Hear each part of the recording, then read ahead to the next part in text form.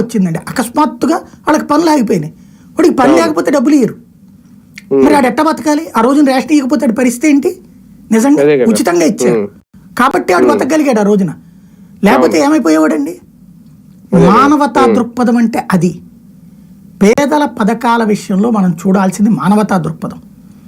బియ్యం అనేటటువంటిది నువ్వు తినేది వాళ్ళకి, వాళ్ళు ఏ రకం బియ్యం అయితే తింటున్నారో, సన్న బియ్యమా లేదంటే గనక సాంబానా సోనానా లలిత బ్రాండ్ ఏదో ఒకటి వాళ్ళు తింటున్నారు కదా, అది నువ్వు ఇస్తున్నావా?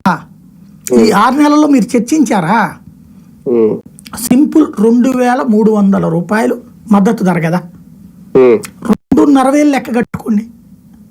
2,500 ఈ ఒక 100 అంటే క్వింటా అంటే 100 కిలోలు కదా, 100 కిలోల ధాన్యం తీసుకుంటే దాన్ని మనం మిల్లులో వేస్తే దాంట్లో వాడే దాన్ని ఏమంటారు తౌడు ఓక నూక తీసుకుని మనకి 80 కిలోలు ఇస్తాడు కదా.